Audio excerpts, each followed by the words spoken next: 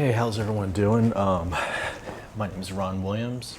A lot of you guys know me from my drone work, but I guess a lot of you guys don't know that for the past 10 years I've been writing a paper dealing with metaphysics, physics, religion, economics, philosophy, a lot of different things, and yeah, it's been a pretty wild ride, and I just finished not too long ago. Here's the paper. And I guess this video is to help kind of get the idea out there of what I'm trying to do. Hopefully someone who's more credible than I am can validate this. I put a lot of time and effort into it. I know that I'm right. So it's just a matter of kind of getting everybody to kind of push this video out there, push the content out there, and hopefully the right eyes will see it and validate it. So the paper I wrote about is about a pattern that exists throughout reality, and by understanding this pattern, we can understand anything in reality. So what do I mean by that is that in our reality there exists this pattern of patterns, like a meta pattern. It's a fundamental to all patterns, and it underlies all patterns and allows for us to have analogies, and to use one thing to explain another thing, right? There's an underlying pattern that exists between those things that connect and allow us to use analogy between two different domains. And this pattern is biology. So over the past 10 years, I've been researching and supporting the evidence, so providing evidence which supports this claim that everything in reality has a biological pattern that exists to it.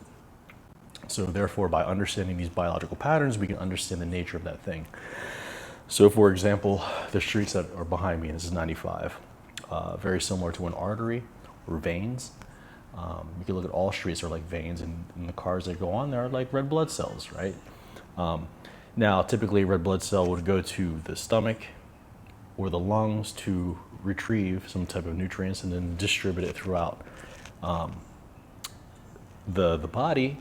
But with our streets, obviously we don't have a designated area where it picks everybody up at, but it it kind of, everyone is just everywhere. So it's almost like a collective digestive systems and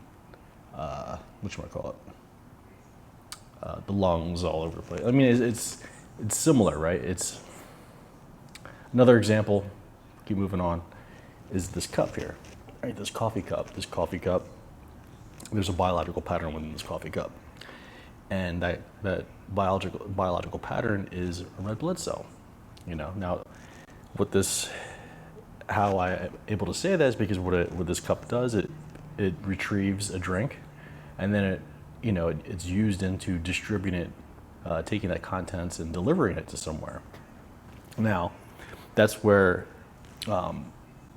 it's important to understand these biological patterns, because now we can see the inefficiencies and efficiencies with these cups. So the cup is not as efficient as a red blood cell. Getting feedback. It's not as efficient as a red blood cell. So what does that mean? But imagine if this was attached to a drone, right? And it was just going to grab me some type of drink and then bringing it to me, right? Then you can start seeing that pattern more. But initially you wouldn't see that pattern just in a cup by itself, but that biological pattern is there, right? This table in front of me, there's a biological pattern within it. There's multiple different ones. These biological patterns patterns can exist in one thing depending on how you're determining the functionality of that thing. So this coffee table in front of me, a lot of the legs and the form and the structure of functions very similar to a skeletal structure, and that's kind of the purpose of how it's designed, right? But then also too, you could look at it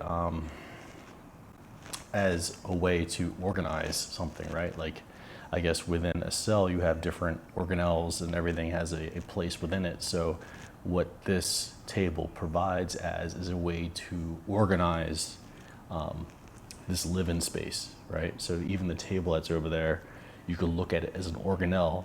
If we look at this this apartment as a living organism, right? We can have, there's different inputs, right? And there's outputs from it. And then you have different areas within this room which can act like different organelles, right? Or different organ systems.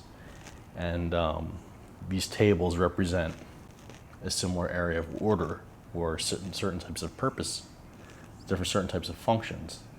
I know that might be hard for some people to see, but it's there, it exists. The covers on these pillows, right, functions as skin. Even my clothes, right, mimics the biological pattern of skin. These windows mimic the biological pattern of eyes, right? So the glass here, the lens, could be very similar to our lens or our cornea. And then, say if I was back behind this camera and I was looking out, right, myself would be the back of that eye where the light would shine in to kind of register with the brain. I mean, essentially it's just an extension of my eye, these windows, right? That's what they're doing. Even this camera that I'm talking to right now, similar to an eye, right? The analogous, there's these biological patterns that are in there. You have, I mean, the whole field of biomimicry, right? There's a field, emergent field within the past decade. It's getting bigger, it's getting larger and larger now, and people are kind of like understanding the point of nature, and nature has a lot of biological processes within nature that are more efficient at doing things.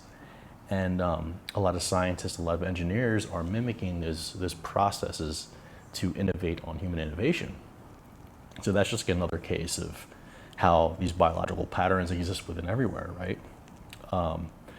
Another example, something that's not human society related, is like the melting and freezing of Antarctica, right? So every time the Antarctica melts, freezes, or freezes, with each revolution around the sun, excuse me, you have it squeezing out when it melts or when it freezes. A lot of the highly salinated water gets pushed down to the bottom of the ocean.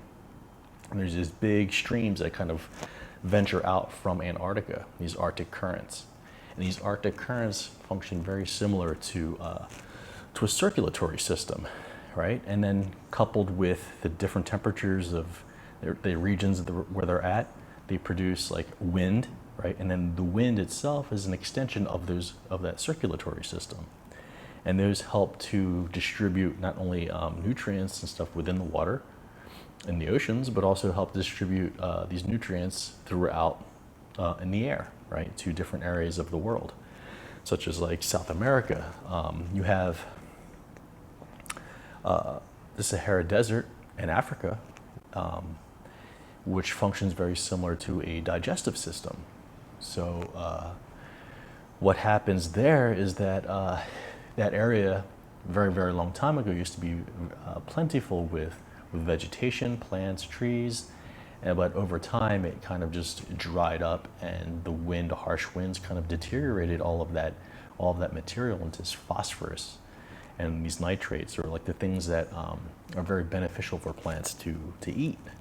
And what happens now is because that place is so arid, so dry, and the winds are so strong, you have this phenomenon called the haboob, which is like a windstorm that occurs every day, and it blows this sand and all of the organic materials, the phosphates,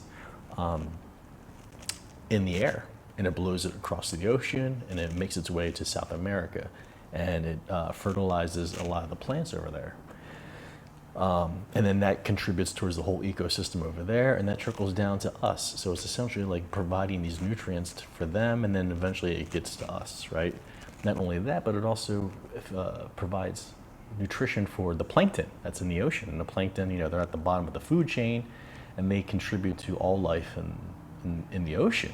So those phosphates from there. So you can see these digestive patterns that are happening with that.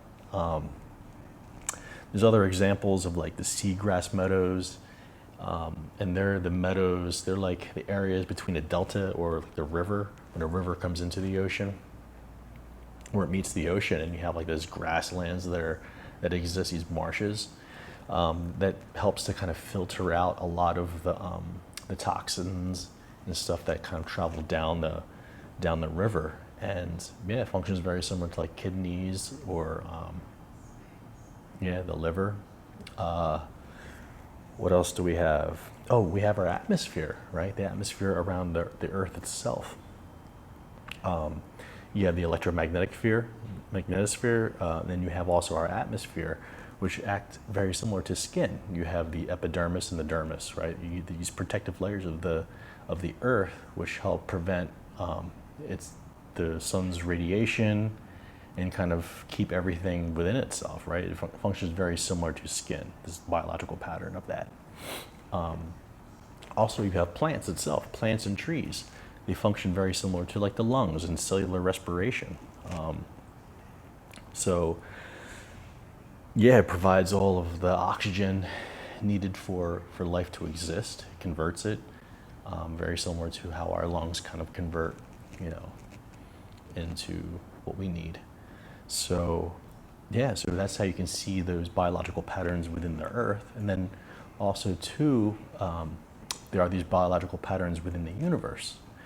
So recently there was a study called a quantitative comparison between neurological networks in the brain and galaxy clusters, the structure of galaxy clusters. So these two Italian, one's a physicist and then the other, or astrologist, and the other one is like a neurosurgeon. And they just, wrote a paper of mapping these similarities between that. Also, I would go a step further and kind of almost not map it so much more towards the neurological aspect of our brains, but like the neural network, but also map it to the cytosol, right, or the cytoskeleton within the cellular structure, right, because they're very similar as well. So if you map the cytoskeleton of a cell, right, to these galaxy clusters, you have this analogy, right? You have this biological pattern that exists. You look at the Perseus Pisces, the Lankini and Perseus Pisces supercluster. They look very similar to a mitosis of a cell, right? And then if you look at black holes, right? Black holes, we could almost resemble them to microtubules, or like the forces of a black hole could be understood through the forces of microtubules and microfilaments, and that's during mitosis. So what happens is when the cell is splitting apart, right, you have these cellular structures, these microtubules that connect each cell and help distribute these contents to the other side, right, to kind of replicate and take this data and transfer it across. And also, two, they kind of hold these things together and keep everything well structured, right? And yeah, that's my prediction for black holes being analogous to microtubules and microfilaments. Another thing, you could look at the dark matter and dark energy. I think dark energy more closely resembles like the cellular energy within the cell. It's like this energy that's that you can't see from the cell, but the cell has. It's producing things to happen. Same thing with dark energy. Dark energy we could look at as the cytosol. It's like that thing in between. It's like that void within the cell that holds everything into place and gives it shape, and it prevents things from being out of order. Hopefully this is making sense, because I could be explaining it wrong while I'm being recorded. So, but I made the analogy there, it's in the paper, and I explain it better. What else did I explain? Oh, fast radio burst, FBRs, FRBs, fast radio bursts that happen in space could be very similar to interorganelle communication, right? That happens within the cell itself. They communicate with each other. Yeah, so that's a lot of the analogies for the biological aspects of our universe. I explained also the biological connections to just Earth processes, and also a lot of the processes that happen when in the world around us. And I go into further detail into the paper, a bunch of all these different types of analogies and how we can map them. There's a lady, her name is Deidre Genter, and she, I think, is a cognitive scientist, and she did a brilliant paper on analogy, and she just pretty much defined how you make an analogy. And it was research done for the US Navy. And yeah, so I used her paper to help me understand how to structurally map an analogy. And yeah, so we use the biological domain, able to take these patterns that exist within the biological domain, which the biological domain is defined by any living organism, right?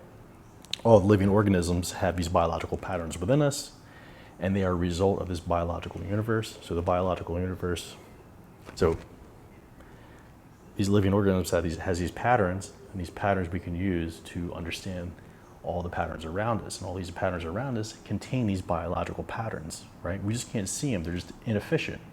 It's weird. I go into the paper why we can't see them, and it's too heady for me to talk about it right now because it's still like, it's clear in the pages. But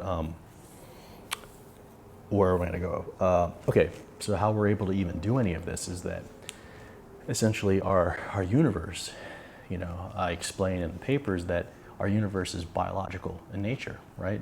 Just look at like a cell, like a cellular organism, right? Or like a fetus being, or a sperm egg, and the unfolding of this fetus, this zygote, right, in formation into a human.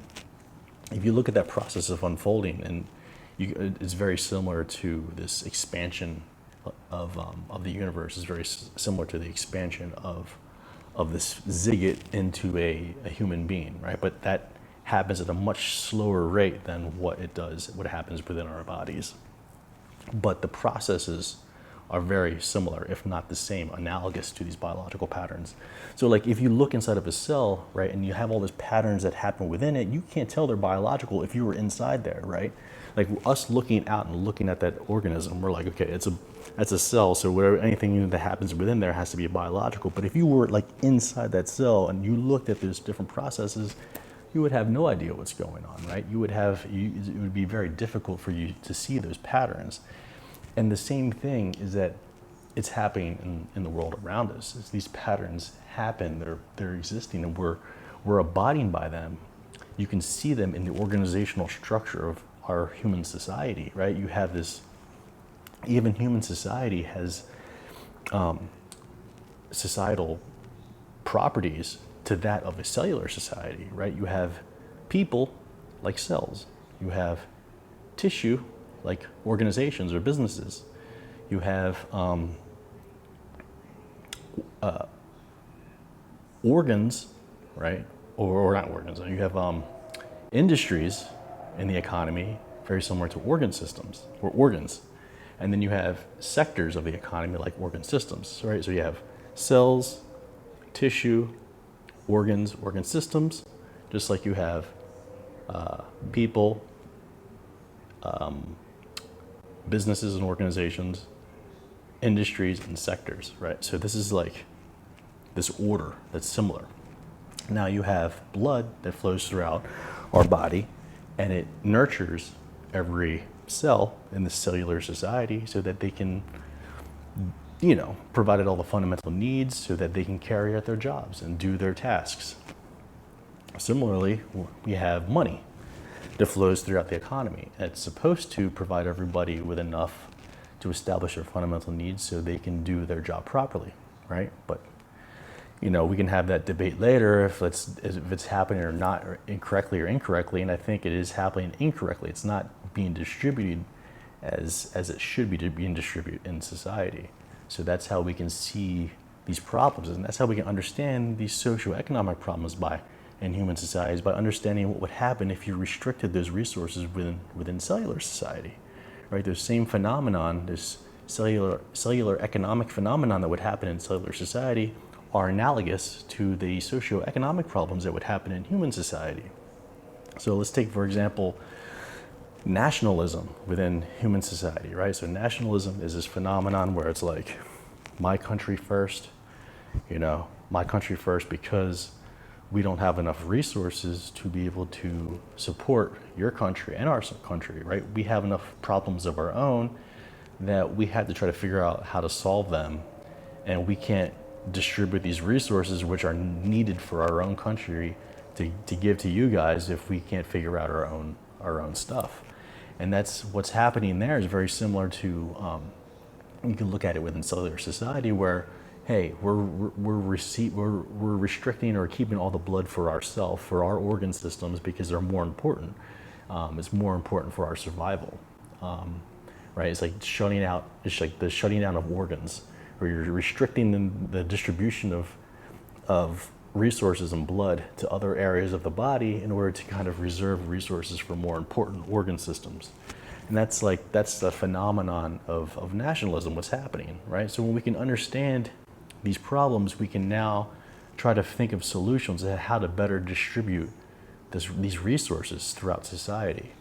And that's the importance of having this understanding of biology, so that we can have understanding of all the things around us, because all the things around us contain these biological patterns that exist, right? That are embedded within everything. It's part of the universe, right? This universe has exploded through this Big Bang, and is ejected matter and energy into these particles and into these patterns, right? Into a pattern of motion. And as an object in motion stays in motion, they just continue on in this biological pattern throughout space-time. And as it expands, the universe, and evolves, to create our solar system, and to create our Earth, and in the evolution of our Earth to create living organisms. Living organisms are a result of this biological pattern. Now, if you're saying that, like, Ron, if that's true, why don't we have life all over the Earth? Why isn't next door over at Mars have life? Well, maybe it could have at one point. That's another story, but I guess the best way I can put it is when you plant a seed in the ground, right? You can't plant too many seeds close to each other, because what happens is that they won't grow. It's like a thing with life, they need space to grow, right? And my hypothesis would be is that similar is why we are only able to really understand ourselves at this point, that we exist and not any other living planets, is because we need to be able to grow as a human race, right? We need to grow and to understand and develop on our own. We can't rely on others, or if it makes sense, but that's the point. It's just we have to have our own space to grow, not only evolve physically but also mentally. And that's my take on that. But yeah, that's pretty much my paper, describing these patterns. But also too, I go into and I support this idea, right? I support this claim, this biological patterns all over the universe. I support that through scientific evidence, right? I support it through observations, right? I have a bunch of observations I put in here, and very detailed, from the universe to human society to various physiological, geological processes that happen on Earth. I also provide, so a bunch of different observations. And then on top of that, I also support it with a lot of historical and religious and philosophical text from ancient times. And what I and my research suggests is that there's evidence that a lot of our past cultures, our past religions have tried to express this biological connection between us and the universe, right? And the universe, they called it God, right? So they personified this universe as a God. And that's how we have the whole microcosm, macrocosm, right? By within us, you can understand what is the correspondence between, like, within us is without externally, and then the macrocosm is the microcosm is the macrocosm, right? So you have that. You have the Atman and the Brahman, which these are concepts in the Upanishads. It's like 3000 BC to like 500, 300 BC.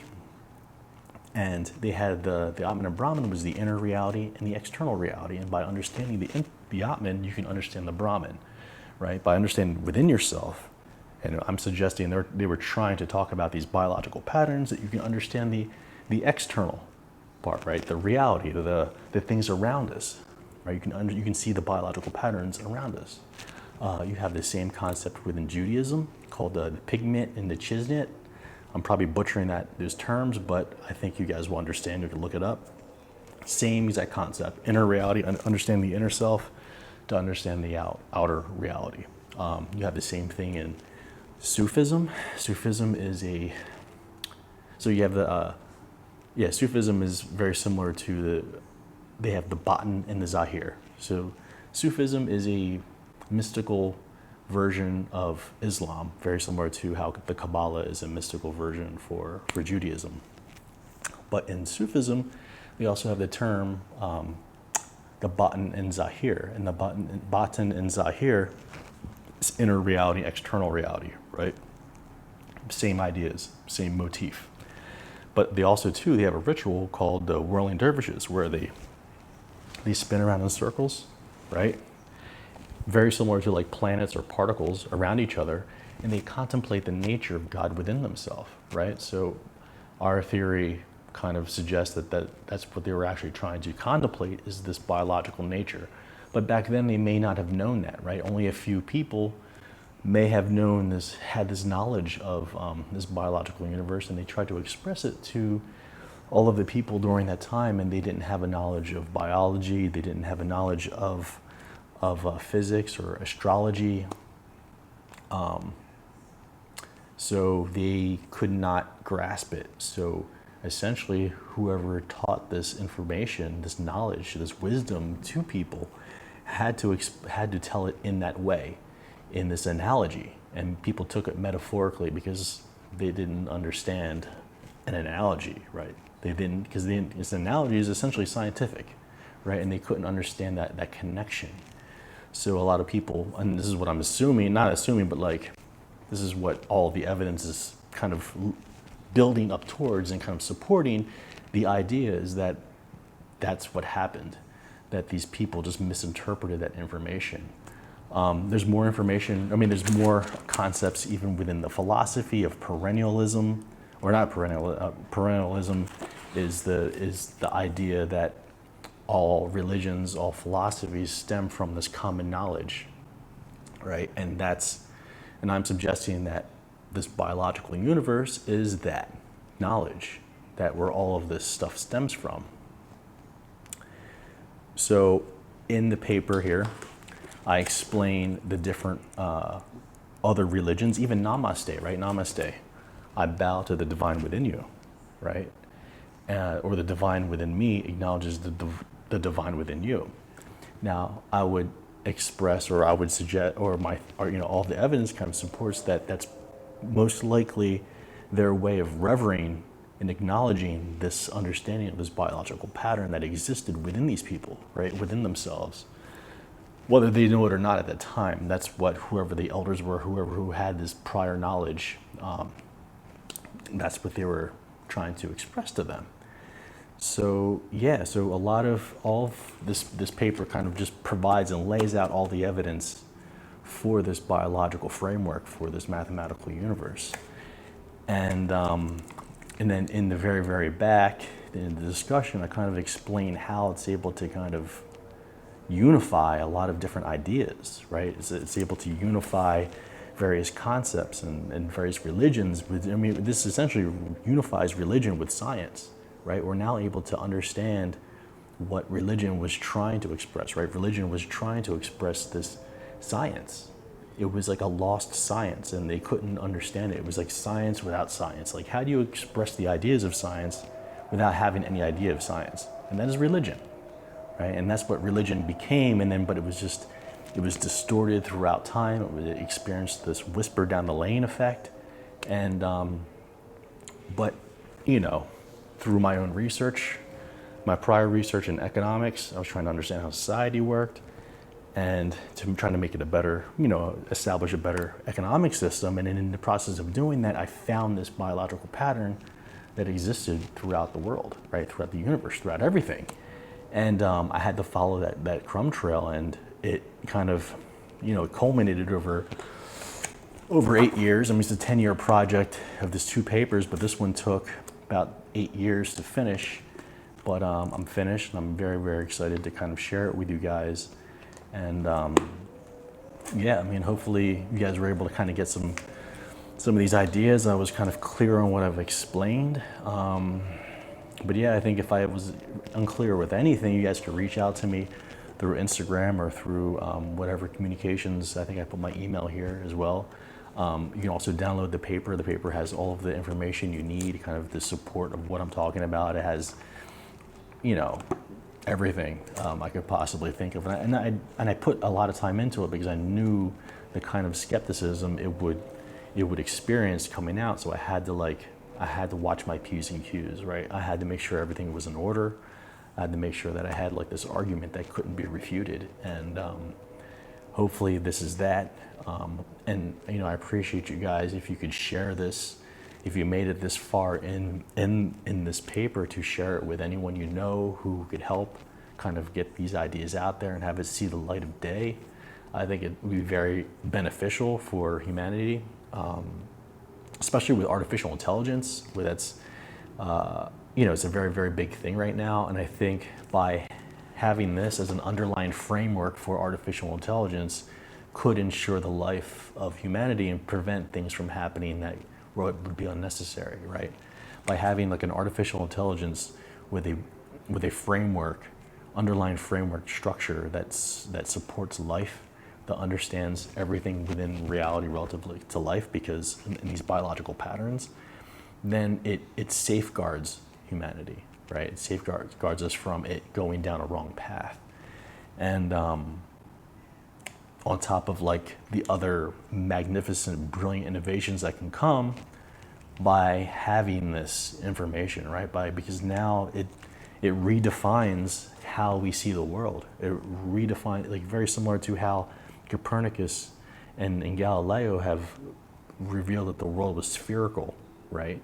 And now, because the world is spherical instead of flat, it changed our perception of Earth and how we can navigate within Earth. Well, this book here is, by understanding that our universe is biological nature and that everything in our universe has biological patterns. It's just the denominations, inefficient or these biological patterns that help development and sustain life, or the patterns that hinder and destroy life, right? You have these 2 types of patterns. And by understanding which side we're on, right, you can understand the nature of those things. You can understand these patterns of life and these patterns towards death in any of these processes that exist around us, any of these objects, any of these systems, any of the processes, systems, and objects around us. You can see these biological patterns exist. And by understanding the nature of them, we can now innovate or improve upon or make more efficient or make better, make healthier, make more to help it align it towards those processes that establish and sustain life. And that's what we need right now. And yeah, I appreciate your guys' time. Again, my name is Ronald Williams. The author of a biological framework for a mathematical universe. You guys can download it online from a biologicaluniverse.org.